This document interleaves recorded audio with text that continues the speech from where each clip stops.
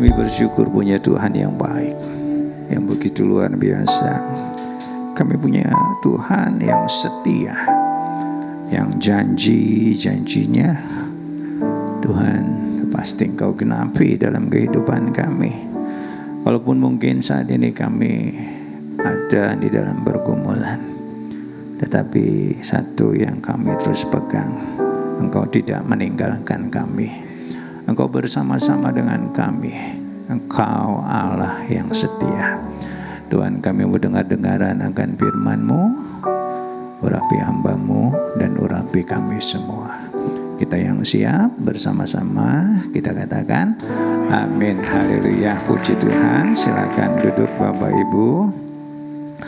Mari kita langsung lihat firman-Nya di dalam Kisah Para Rasul pasal 1 ayat yang ketiga sampai dengan ayat yang ke-7.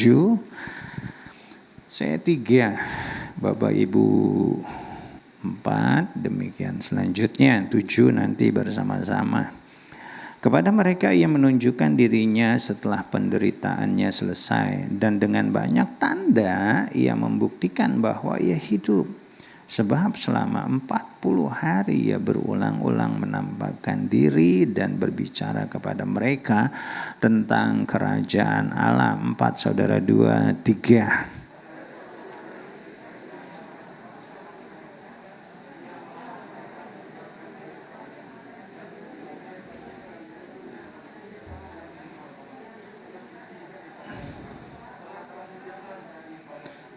Ayat yang kelima, sebab Yohanes membaptis dengan air, tetapi tidak lama lagi kamu akan dibaptis dengan Roh Kudus. 6, lebih semangat lagi, 2, 3.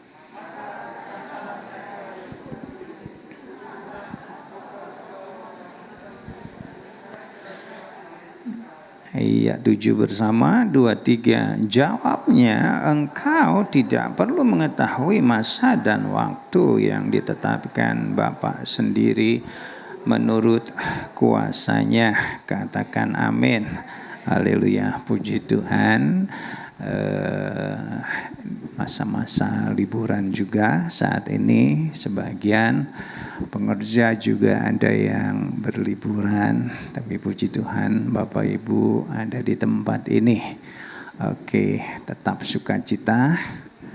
Coba berikan salam kiri kanannya, berikan yang terbaik, senyuman yang terbaik, walaupun bibirnya enggak kelihatan.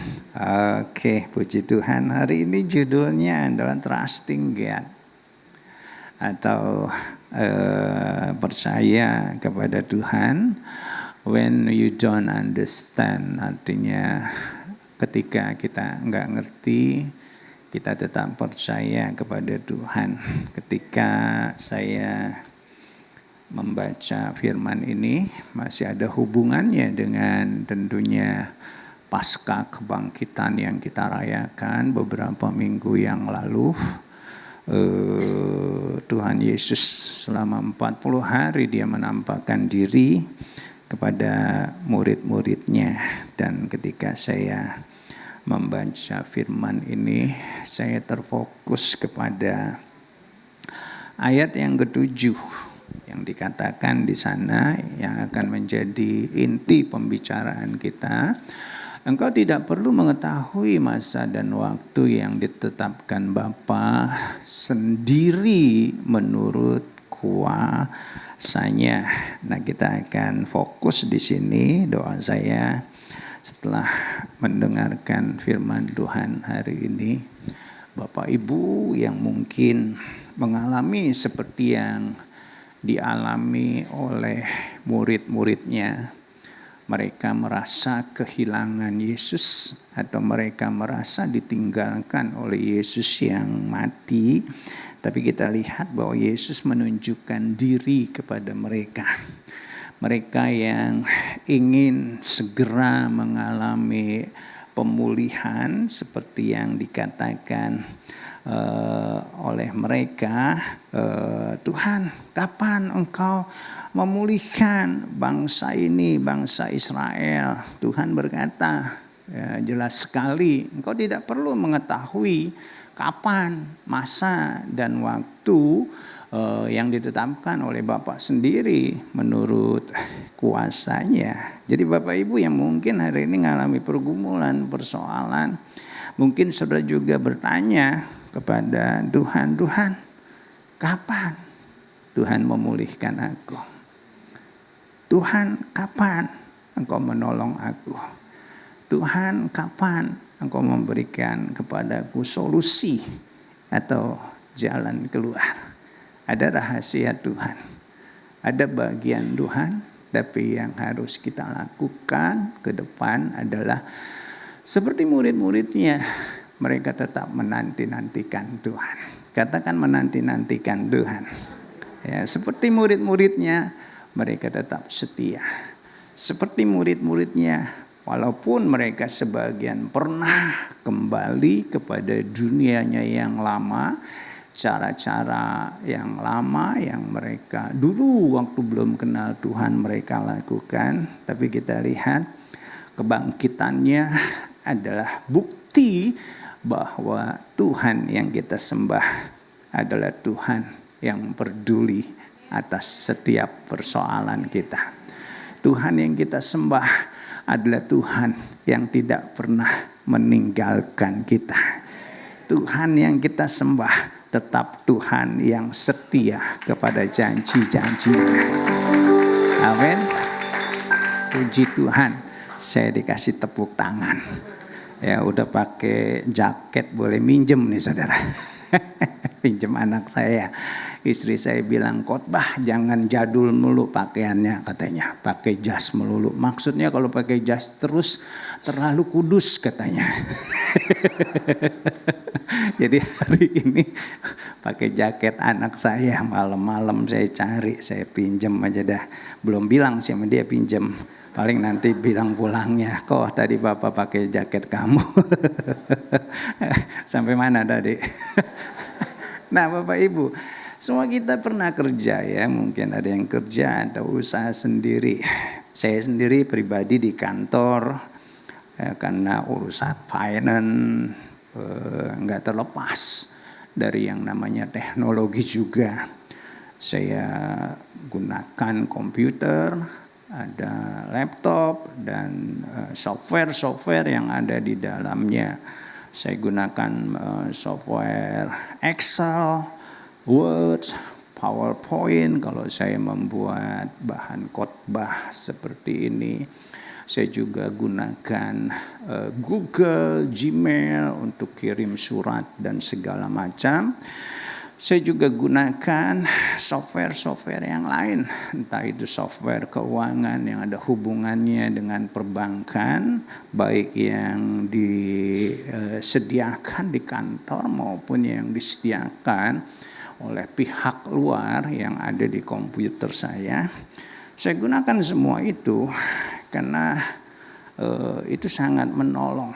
Ya, kata orang yang seumuran saya ini atau mungkin seumuran kira-kira saya hampir 60, 50 sampai umur 60 ke atas itu adalah orang-orang yang sangat berbahagia karena kita semua pernah menggunakan teknologi yang jadul, benar-benar jadul, sampai sekarang ini menggunakan teknologi yang sangat modern. Ya, zaman ibu-ibu yang udah umur di sini pernah setrika pakai areng ya, pernah selesai setrika mata perih, badan bau asap semua ya. Pernah kita gunakan dulu di rumah emak saya saudara, pakai kompor tungku yang harus ditiupin sampai monyong-monyong pakai bambu saudara ya. Digunakan, kemudian beralih ke teknologi kompor yang pakai sumbu minyak tanah saudara. Lama-lama sumbunya habis, harus ditarik lagi saudara satu-satu supaya nongol lagi sumbunya. Dan kemudian sekarang kompor udah pakai gas, bahkan kompor yang nggak ada apinya juga ada saudara, karena pakai listrik saudara. Begitu juga dengan teknologi yang lain ya kita gunakan begitu banyak. Nah ketika saya menggunakan teknologi seperti itu, saya nggak ngerti cara kerjanya. Tapi saya percaya itu bisa menolong saya. Terima kasih buat amin ya. Saya nggak ngerti gimana sih kok bisa surat saya bisa tahu-tahu sampai di komputer orang. Saya nggak ngerti caranya. Walaupun katanya ada koneksi internet dan segala macam, itu nggak masuk di pikiran saya. Tapi saya nggak pikirin itu. Yang penting saya bisa gunakan dan orang bisa juga menerima surat-surat saya sebagai contoh. Nah, Bapak Ibu, nah ini juga merupakan satu yang perlu bersama-sama kita sikapi di dalam kehidupan ini. Gambaran tadi juga merupakan sedikit gambaran yang mencerminkan hubungan saudara dan saya dengan Tuhan kita. Tuhan kita memiliki teknologi yang luar biasa. Terima kasih buat aminnya. Tapi kayaknya kurang percaya itu aminnya. Tuhan kita punya teknologi yang luar biasa.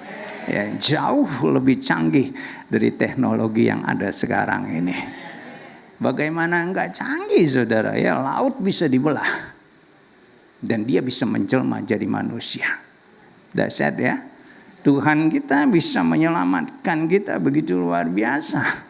Teknologi yang sekarang belum ada, orang buta bisa melihat, orang lumpuh tiba-tiba bisa berjalan, dan banyak sekali mujizat-mujizat yang Tuhan lakukan.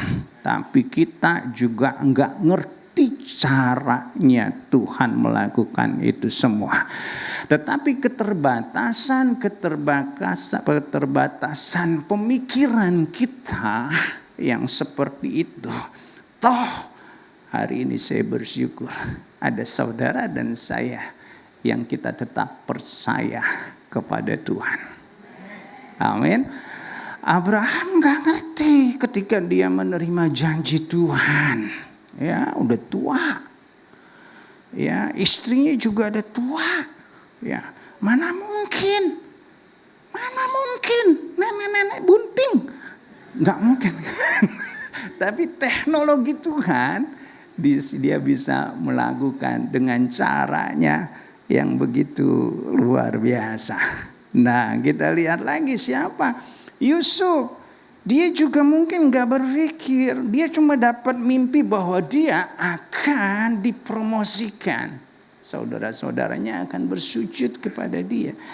Tapi di dalam perjalanan hidupnya, keadaan sebaliknya yang dia alami. Mungkin dia juga sempat berpikir, mana mungkin aku menjadi orang yang mendapatkan promosi yang begitu luar biasa. Tetapi kita lihat ketika Yusuf dia setia, percaya kepada janji-janji Tuhan. Apa yang tidak mungkin menjadi mungkin. Amin. Ya, Musa juga mungkin gak ngerti gimana caranya membawa jutaan umat Israel keluar dari Mesir. Begitu banyak tantangan, dia gak fasilitas, dia gak punya kemampuan apa-apa. Tapi kita lihat teknologi Tuhan membawa dia langkah demi langkah untuk menuju tanah perjanjian, tanah yang dipersiapkan oleh Tuhan buat bangsa Israel.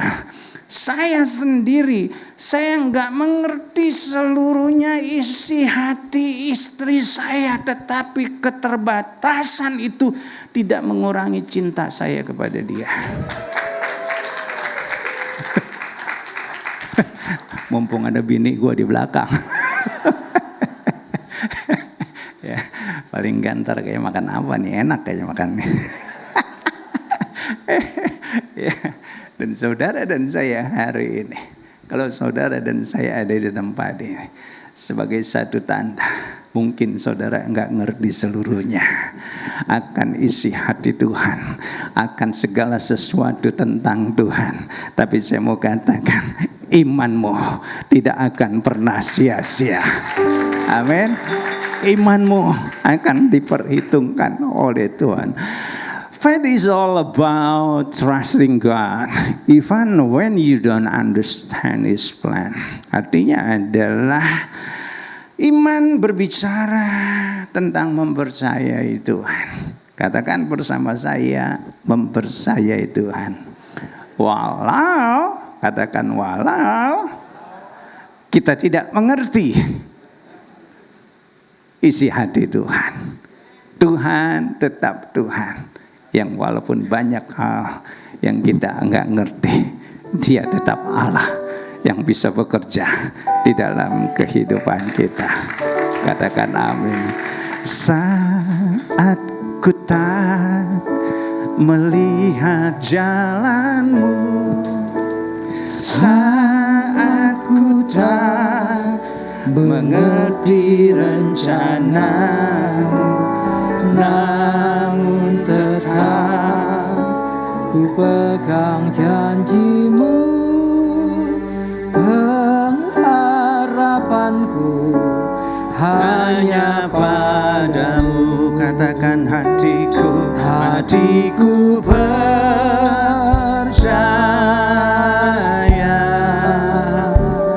hatiku percaya,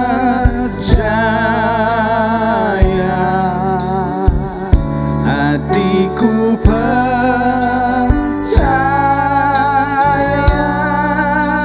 selalu ku percaya.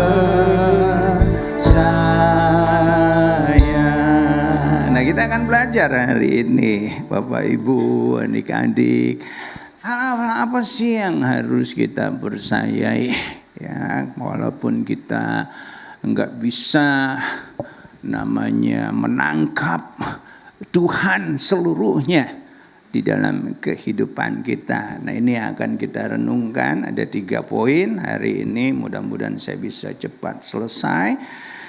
Tadi pagi 1 jam 10 menit, tapi biar yang kedua ini bisa selesai dalam waktu 50 menit, saudara. Kalau enggak cukup, tambah 30 menit.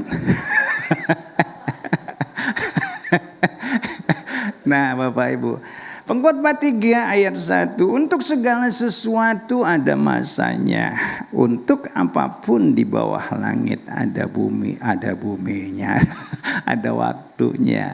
Itu ayat 1 di dalam ayat ke-11, nyambung dengan apa yang akan kita bicarakan. Pengkhotbah 3 ayat 11, saudara bisa tambahkan di situ ayatnya, saya lupa tulis yang Pengkhotbah 3 ayat 11-nya. Di sana dikatakan apa?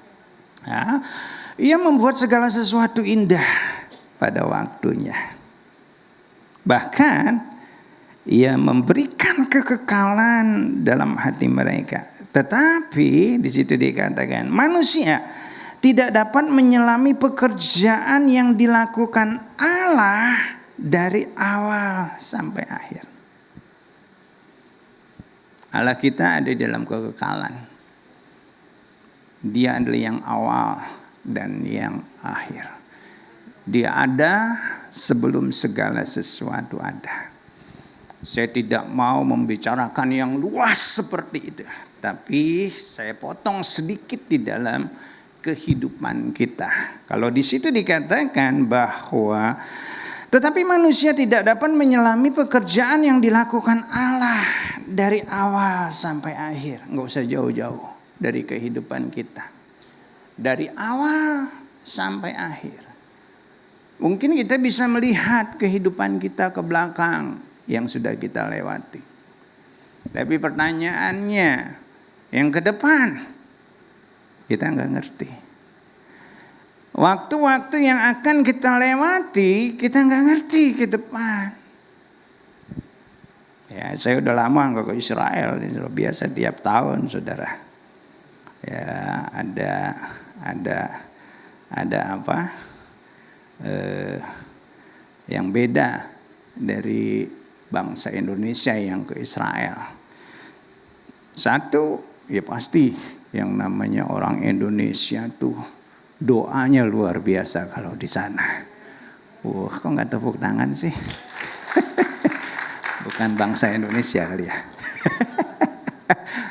Doanya luar biasa saudara ya. Kalau kita lihat orang-orang bule gitu datang ke sana mau jalan-jalan aja sudah lihat-lihat.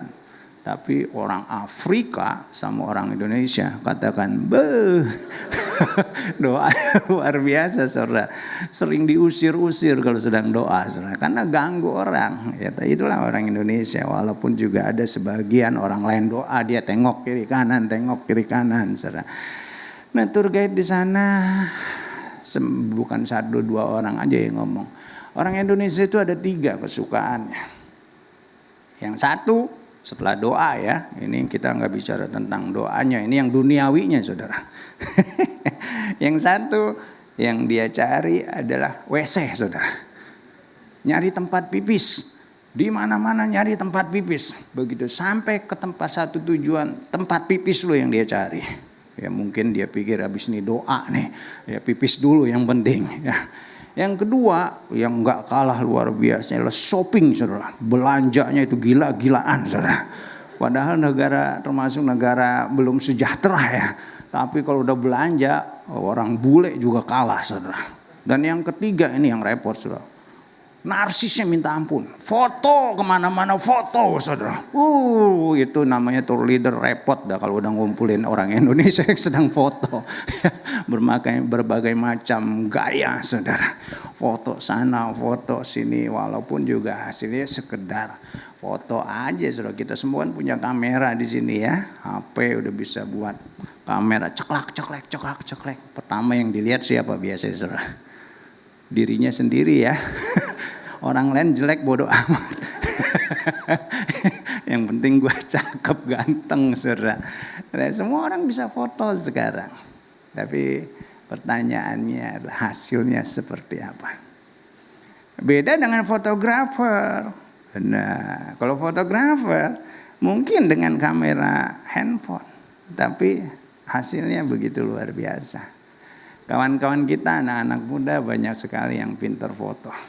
Biasa Pak Yugi fotoin saya kalau kebaktian gini. Hari ini dia jemput istri dan anaknya. Karena dia harus melayani jam 11.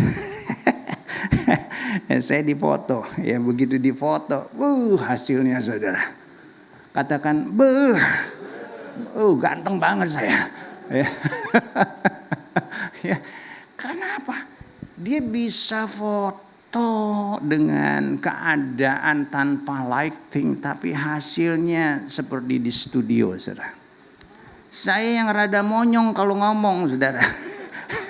Dia ambil momen yang tepat jadi nggak kelihatan monyongnya saudara. Pokoknya jadi keren dah. Ya jelek jadi keren saudara.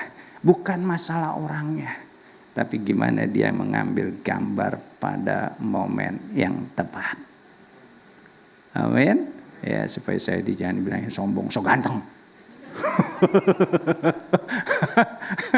Ya, bagaimana dia mengambil gambar pada momen yang tepat. Nah, demikian juga salah satu kunci kesuksesan saudara dan saya adalah ketika saudara dan saya bisa mengambil satu momen yang tepat atau melakukan segala sesuatu tepat pada waktunya.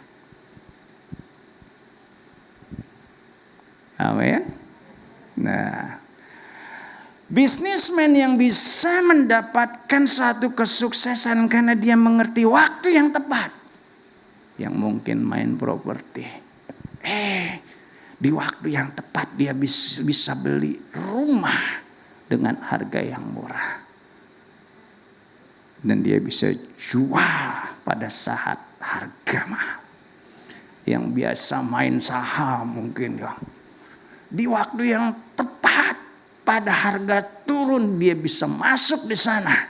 Dan kemudian di waktu yang tepat dia bisa jual saham itu dengan harga yang jauh lebih tinggi. Timingnya. Katakan bersama saya, timing. Ya, timingnya tepat, saudara. Nah, kehidupan kita seperti itu.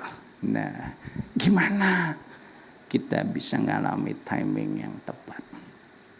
Ini pertanyaannya saudara. F.B. Meyer, seorang hamba Tuhan yang luar biasa dari gereja baptis dari Inggris, dia memberikan satu contoh saudara. Dia berkata, besi yang seharga $2,5 bisa dijadikan, diproduksi menjadi sepatu kuda saudara, dan bisa dijual dengan harga $5. Tapi besi yang sama saudara, kalau besi itu bukan dijadikan sepatu kuda, tetapi diproduksi menjadi jarum-jarum yang kecil saudara, itu bisa dijual bukan lagi dengan harga $5 saudara. Bukan harga $5, tetapi $175.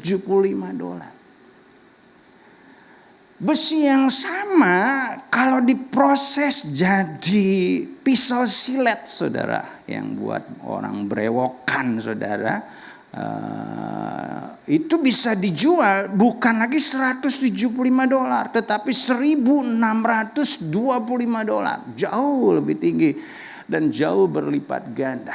Tetapi besi yang sama kalau dijadikan jarum penunjuk jam, apalagi jam yang mahal, wow, harganya bukan lagi cuma $1.625, tetapi jadi $125.000 atau 2 miliar, tergantung merek jamnya saudara. Nah, yang membedakan apa saudara? Yang membedakan apa tadi? Sepatu kuda dengan jarum jam, proses tempaannya. Sepatu kuda tinggal gecek-gecek panasin beres saudara. Tapi yang jarum jam melewati proses demi proses yang begitu panjang sampai menjadi satu produk yang sangat presisi. Boleh dikatakan hampir sempurna. Nah, saudara mungkin berkata hari ini, Pak, kapan persoalan saya selesai? Pergumulan saya selesai. Saudara sedang mengalami tempaan dari Tuhan. Jangan diaminin ya, tapi mau gak mau harus amin juga. Saudara sedang mengalami proses dari Tuhan. Kapan selesainya? Hanya Tuhan yang tahu. Hanya Tuhan yang tahu. Hanya Tuhan yang tahu. Hanya Tuhan yang tahu. Hanya Tuhan yang tahu. Yang pertama yang kita enggak ngerti, waktunya Tuhan. Manusia tidak bisa memahami, katakan memahami. Nah, menyelami pekerjaan yang dilakukan Tuhan dari awal sampai akhir. Pak, udah capek. Saya udah lelah ngalami pergumulan kayak gini. Saya pengen cepat keluar. Alkitab mencatat banyak orang-orang yang ingin mempercepat proses dan pengen keluar dari persoalannya, padahal belum waktunya Tuhan. Saul dibilang sama Samuel, aku akan datang seminggu lagi. Dan diseranglah dia oleh bangsa-bangsa yang memusuhinya. Dia nggak tahan, dia ketakutan. Padahal dia sudah dengar Samuel akan datang. Tapi dia udah gak tahan, terlalu takut bangsanya meninggalkan dia. Dan dia lakukan apa? Dia ambil persembahan dan dia mempersembahkan korban kepada Tuhan. Padahal itu bukan tugas dia. Saul gagal. setelah dia mempersembahkan korban. Enggak lama kemudian, katakan enggak lama. Samuel nongol. Samuel marah. Apa yang kau perbuat? Saul mencoba mempercepat waktu Tuhan. Padahal Tuhan kita, walaupun kelihatannya lambat, Dia enggak pernah lambat. Tuhan kita memiliki waktunya terindah buat kita, waktu yang paling tepat buat kita. Sarah sama enggak punya anak. Tuhan sudah menjanjikan engkau akan punya anak, tapi dia mempercepat waktunya. Tuhan, hampiri hambamu, hampiri budakmu, katanya kepada Abraham. Dan dihampiri budaknya, supaya aku punya anak mungkin dari dia. Padahal itu bukan gaya Tuhan, bukan janjinya Tuhan. Sarah akan memiliki anak dari rahimnya sendiri. Dia lakukan dengan mencoba mempercepat waktunya Tuhan. Lahirlah seorang anak yang sampai sekarang ngerong-ngerong kita. Mempercepat waktunya Tuhan, saudara. Padahal Tuhan punya waktu sendiri. Waktu Tuhan bukan waktunya kita. Yang ngerti katakan amin. Sabar menantikan waktu Tuhan adalah kunci untuk kita mengalami kesuksesan dan mengalami penggenapan janji-janjinya. Yang percaya katakan amin. Tetap ku nantikan pertolonganmu sampai engkau menolongku. Waktumu Tuhan yang terindah bagiku. Katakan tetap ku nantikan pertolonganmu sampai engkau menolongku. Jalanmu Tuhan yang terbaik bagiku. Yesus, Pak, saya udah gak sabar. Nantikan Tuhan. Pak, kok saya ngalami kayak gini sih? Hari ini seperti tadi pagi saya katakan, saudara belum sampai kepada ujungnya. Ujungnya ada sesuatu yang luar biasa. Ujungnya ada cara-cara Tuhan yang kita lihat. Ujungnya pada waktunya Tuhan mengubahkan segala sesuatu. Amin. Nah, yang pertama waktunya Tuhan. Yang kedua kita lanjut ya. Waduh, jamnya udah jam 10 lewat. Cepat sekali rasanya baru ngomong, saudara.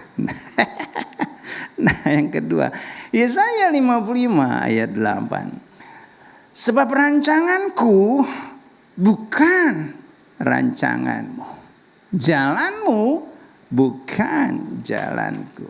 Nah, Bapak Ibu, ya ini senang sekali saya dengar firman Tuhan ini. Kalau yang pertama yang kita nggak ngerti waktunya Tuhan, tetapi yang harus kita percayai waktu Tuhan ada waktu yang terbaik buat kita. Segala sesuatu indah pada waktunya. Walaupun sekarang kayak buram banget, nanti akan jelas sekali. Katakan bersama saya, segala sesuatu indah pada waktunya. Nah, kembali kepada teknologi. Nah, Bapak Ibu ya, semakin maju dunia ini memungkinkan kita melihat segala sesuatu yang tidak bisa kita lihat dengan mata telanjang.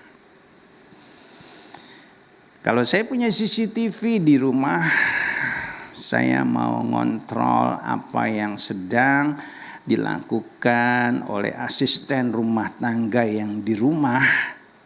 Saya bisa memantaunya dengan teknologi yang terhubung dengan HP saya. Setuju ya saudara ya? Nah, Bapak Ibu yang punya toko mungkin bisa melihat apa yang kau tidak bisa lihat. Engkau ada di lantai 3 mungkin, engkau bisa melihat toko yang ada di lantai 1-mu. Apa yang sedang dilakukan oleh penjaga toko. Apa yang sedang mereka kerjakan di sana engkau bisa lihat. Atau saudara bisa memantau anak saudara yang ada di kamar mungkin di lantai 2. Sementara saudara ada di lantai 1. Teknologi memungkinkan kita bisa melihat apa yang tidak bisa kita lihat. Nah, satu kali juga ada satu teknologi yang luar biasa. Dulu nggak ada mikroskop, saudara. Kita nggak bisa melihat benda-benda yang kecil. Tapi dengan adanya mikroskop, kita bisa melihat benda-benda yang sangat kecil, yang tidak kasat mata. Kita bisa lihat dengan mikroskop itu. Satu kali ada saudagar, orang Arab, saudara. Saudagar mana? Orang Arab, saudara. Nah, ketika pertama kali dia dengar ada mikroskop yang bisa melihat benda-benda yang kecil yang tidak terlihat oleh mata, karena dia banyak duitnya dia beli, saudara, ya, mikroskop tersebut dan dibawa pulang dan dia terkagum-kagum dengan dengan mikroskop tersebut. Nah, satu kali saudara, si saudagar ini pengen melihat yang dia makan. Begitu dia lihat buah yang udah dipotong, dia lihat pakai mikroskop. Ternyata waktu dia lihat, saudara, itu banyak binatang-binatang kecil. Kuman-kuman yang bergerak-gerak di buah yang dia mau makan. Dia geli ngelihatnya, saudara. Dan dia gak berani makan. Kemudian dia lihat lagi piring yang walaupun sudah dicuci bersih, karena dia saudagar, tentunya punya pembantu. Dan ketika dia lihat piring itu dengan mikroskop, tetap aja ada kuman-kuman yang goyang-goyang, yang terus bergerak. Begitu juga dia ketika dia melihat nasi daging yang akan dia makan, dia lihat juga banyak kumannya. Yang terjadi apa, saudara? Dia jadi takut. Enggak bisa makan, saudara. Nah, saudara, ya, dari cerita ini, saudara. Nah, kita harus ngerti bahwa tidak semua perlu kita tahu. Katakan bersama saya, tidak semua perlu kita tahu. Ada bagian Tuhan, ada bagian kita. Nah, Bapak Ibu, ya. Yang kedua, kita ini harus percaya akan rencana Tuhan. Katakan bersama saya, percaya akan rencana Tuhan. Nah, ya males amat. Tuhan gak ada yang mau ngikutin. Yang kedua, katakan bersama saya, percaya akan rencana Tuhan. Nah, walaupun kita gak ngerti apa yang terjadi ke depan, kita percaya saja. Nah, saudara, kalau kita tahu semua tadi seperti orang Arab yang yang biasanya tidak dia lihat, terus dia lihat, saudara. Di situ dikatakan jika manusia tahu semua apa yang akan terjadi esok, ia tidak akan pernah bisa menikmati kehidupannya hari ini. Sebagai contoh, ya. Kalau kita tahu apa yang terjadi 3 tahun ke depan di dalam kehidupan kita, mungkin kita tahu 3 tahun lagi kita akan bangkrut. Kita bisa bahagia enggak hari ini? Enggak jawab juga enggak apa-apa. Ini memperumpamaan, saudara, bukan terjadi pada saudara. Ya, kalau saudara tahu bahwa 3 tahun lagi saudara akan mengalami sakit yang berat, kira-kira saudara bisa bersuka cita enggak hari ini? Terima kasih buat jawabannya, walaupun enggak rela hati jawabnya.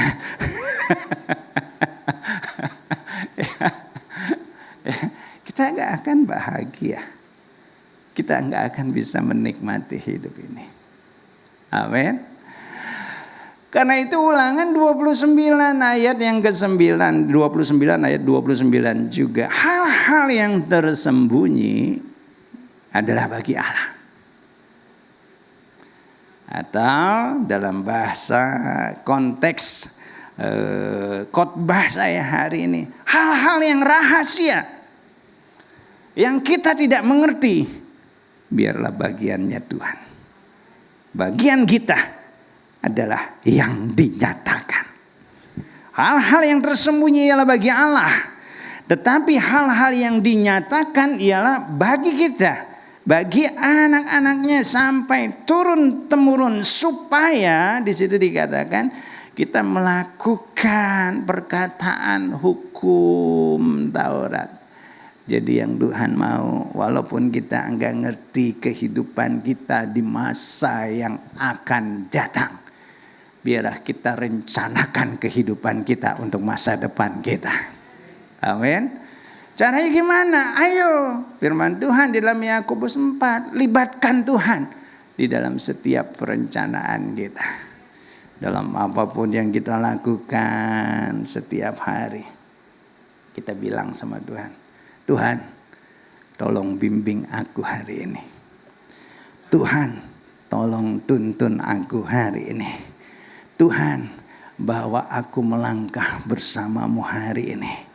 Mungkin Tuhan enggak jawab kita, tetapi kita tahu kita punya Tuhan yang bisa kita ikuti dengan setia. Seperti dikatakan di dalam firman-Nya, supaya kita melakukan segala perkataan Taurat Tuhan. Tuhan enggak pernah bilang bahwa firman-Nya itu seperti matahari yang menerangi langkah kita. Tapi Tuhan berbicara melalui firman-Nya. Firman-Nya adalah pelita bagi kakiku, terang bagi jalanku. Seberapa jauh si pelita bisa menerangi langkah kita di tengah-tengah kegelapan? Paling 2-3 langkah ke depan. Depannya lagi masih gelap. Tapi walaupun depannya lagi masih gelap, kita tahu bahwa ada pelita yang menuntun langkah kita. Langkah demi langkah. Kalaupun ada lubang, kita nggak akan kejeblos. Kalaupun ada gituan, kita nggak akan nginjeknya. Katakan haleluya. Katakan kiri kananmu, gue bilang juga apa. Nah, ya, Bapak Ibu, yang kedua rencana Tuhan. Katakan rencana Tuhan, ya. Rencana Tuhan seringkali di luar kemampuan kita untuk memahaminya. Sekali lagi dijelaskan, tetapi kita harus tetap belajar percaya. Yusuf dia nggak ngerti kenapa hidupnya kayak gini. Mungkin dia bertanya dalam hatinya, dia punya mimpi yang indah, bahwa dia akan menjadi orang yang luar biasa, jauh melebihi saudara-saudaranya. Karena dalam mimpinya, saudara-saudaranya, bahkan orang tuanya, sujud di depan dia. Tapi kenapa di dalam perjalanan hidupnya justru hal-hal yang kontradiksi dengan mimpinya itu terjadi? Dia harus jadi budak, dijual.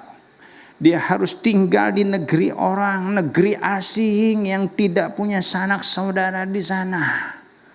Dia harus masuk penjara. Mungkin itu juga menjadi pertanyaan-pertanyaannya. Tetapi kita lihat Yusuf tetap Yusuf yang menjadi orang pilihan Tuhan. Dia tetap berjalan sesuai dengan perkataan firman Tuhan. Dia tidak tergoda melakukan hal yang tidak. Dia tetap setia kepada Tuhan yang dia sembah. Katakan bersama saya, ujungnya. Ya, ujungnya. Akhirnya dia mengerti janji Tuhan, iya dan amin. Dia bisa berkata kepada saudara-saudaranya, dia bisa sakit hati, dia bisa marah, dia bisa dendam kepada saudara-saudaranya. Tetapi ujungnya, katakan ujungnya. Biar jangan ngantuk, saudara. Ini jam-jam makan siang nih, bentar lagi nih. Ujungnya, katakan bersama saya.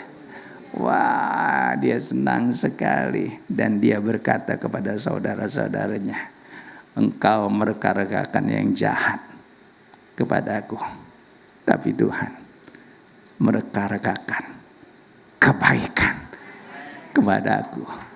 Amin. Nah, mungkin saudara saat ini sedang mengalami pergumulan berat banget. Tuhan, kok enggak sesuai dengan janjimu? Kita harus berkata, ujungnya. Karena engkau belum sampai ke ujung. Ujungnya, engkau akan mengerti rancangan Tuhan. Bukan rancangan kecelakaan.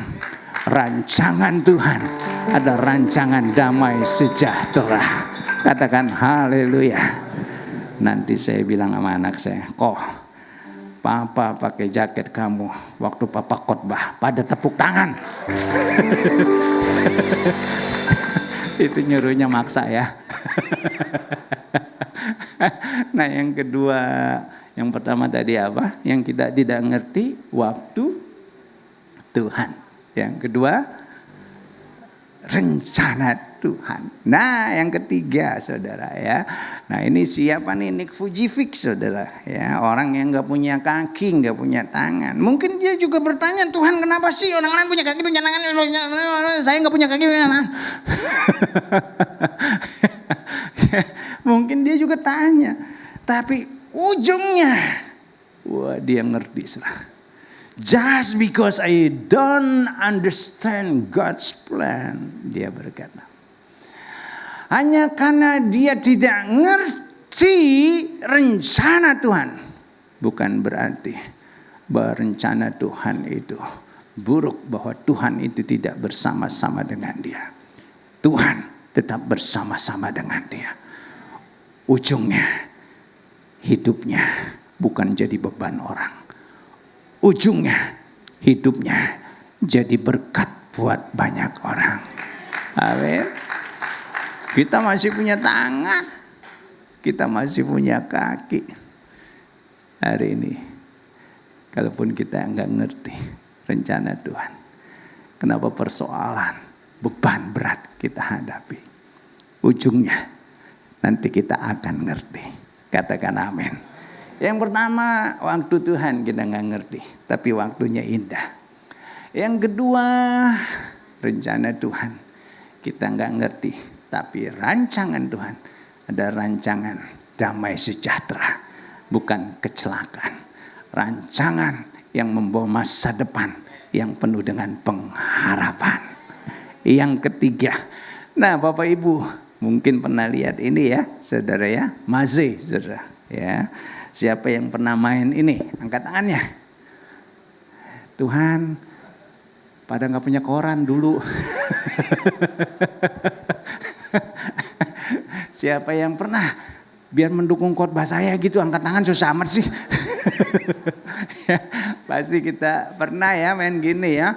Cari jalan. Dulu waktu saya sekolah ini ada majalah si Kuncung namanya. Ya, cari jalan, mentok saudara. Tapi umumnya kita bisa ya, kalau yang sederhana gini bisa saudara ya. Tapi ada saatnya juga kita nggak bisa. Kenapa kita bisa memilih jalan? Karena kita lihatnya dari atas. Setuju ya saudara ya? Nah kalau kayak yang di sebelah kiri, nah itu dia lebih tinggi. Kalau temboknya lebih tinggi dari dia. Jalan ke sini, mentok. Dia balik lagi muter, cari jalan lain. Mentok juga. Ke sana, mentok. Lama-lama benjol saudara. Nggak tahu. Kenapa? Dia tidak melihat dari atas.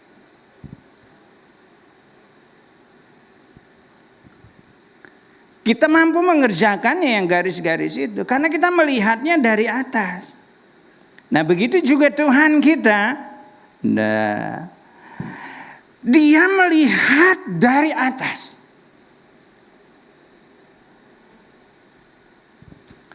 Dalam kita hidup di dunia ini, kembali kepada teknologi, kita bisa dibantu dengan teknologi yang luar biasa sekarang. Nggak tahu jalan, mau kemana, tinggal ketik alamat, biasa kita bisa diantar, baik oleh Google ataupun oleh Waze ataupun aplikasi yang lain, saya nggak tahu saudara. Ya, kita bisa diantar. Tapi ada kalanya jalan buntu juga, saudara. Udah ngikutin jalan buntu. Kemarin saya melihat, menjenguk sobat saya yang lama yang sakit kanker, saudara. Ya, di Villa Tomang Baru, saudara. Saya udah dikasih alamannya, saya masukin ke Waze, saudara. Villa Tomang Baru blok ini nomor segini, saudara. Ya, begitu keluar hasil, bukan Villa Tomang Baru, tapi Tomang yang di Jakarta Barat, saudara. Saya coba lagi, tetap nggak bisa. Nah, akhirnya saya mampir ke gereja cabang kita yang ada di sana. Kebetulan ada full timernya dan dikasih tahu dengan jelas, Bapak lurus aja, nanti sebelum ada belokan ke kanan, Bapak ke kiri. Saya ikutin dan ketemu, saudara. Kita bisa tanya orang, tapi kadang-kadang nanya orang pun kalau orangnya males jawab, saudara. Atau kadang dia nggak tahu, dia berkata, saya orang baru di sini. Beres urusan. Beres sudah urusan. Akhirnya buntu lagi, saudara. Satu kali ada cerita, 2 orang mabuk, saudara. Namanya mabuk, saudara ya. Gak bisa bedain matahari sama bulan. Yang pemabuk satu berkata, hari ini siang apa malam ya? Namanya orang mabuk. Yang satu bilang malam, siang, malam, siang, malam, siang. Yang satu bilang, kalau siang ada matahari di atas. Coba lihat matahari apa bulan? Bulan. Yang mabuk bilang satu lagi, bilang matahari, bulan, matahari, bulan, matahari. Jadi nggak selesai, saudara. Akhirnya mereka ketemu orang. Oh, kita tanya sama dia tuh, hari ini siang apa malam? Begitu ditanya, Pak, hari ini siang apa malam? Matahari apa bulan? Maaf, saya orang baru di sini.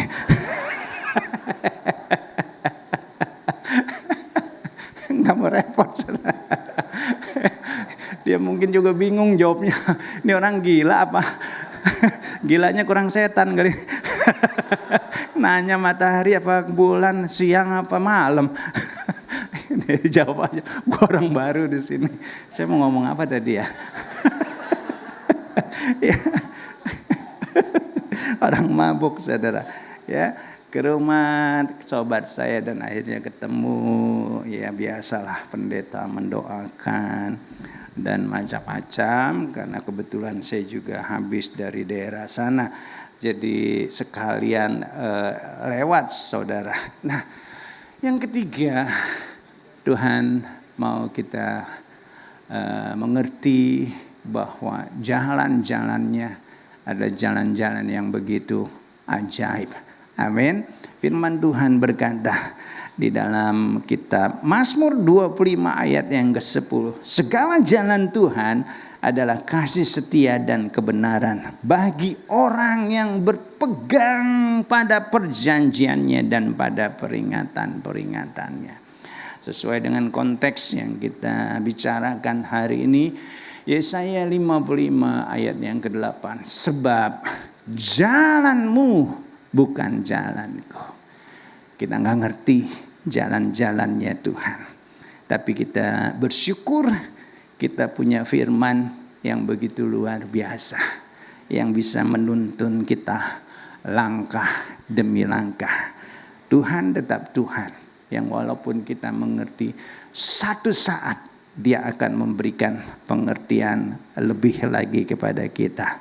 Dan satu saat ketika kita berjalan di dalam kebenarannya, ada anugerah demi anugerah yang menyertai kita di dalam perjalanan kita. Akuilah Dia di dalam segala lakumu, maka Dia akan meluruskan jalanmu. Walau kita nggak ngerti, Dia bisa meluruskan jalan kita, karena Dialah jalan, kebenaran, dan kehidupan. Katakan amin. Just because God's path is not always understandable, artinya adalah hanya karena jalan Tuhan tidak selalu dipahami, tidak berarti jalan Tuhan itu jalan yang salah. Jalan Tuhan adalah jalan yang mutlak, sangat benar buat kehidupan kita dan layak kita ikuti. Bangsa Israel, mereka enggak sampai ke tanah perjanjian karena satu, mereka memberontak, mereka enggak taat, mereka menggerutu, dan mereka ingin terus kembali ke Mesir. Nah, karena itu di dalam perjalanan hidup kita, kalaupun ada hal-hal yang kita nggak ngerti ke depan, kalaupun kita hari ini mengalami pergumulan dan segala macam, mungkin saudara berkata, Pak, kenapa sih saya seperti ada dalam sebuah labirin yang seperti tadi maze, saudara, kesana mentok, kesini mentok, kayaknya nggak ada jalan keluar. Bagian kita, ayo kita berjalan di dalam kebenarannya. Kita berjalan di dalam ketaatan kepada firman-Nya. Yang terakhir, kelar sudah, selesai. Saya undang kita semua bangkit berdiri bersama-sama. Haleluya, puji Tuhan. Kita mau nyanyikan lagu yang tadi. Tak pernah terlambat, hanya Engkau yang tahu saat terbaik untuk menolongku. Tak pernah tertutup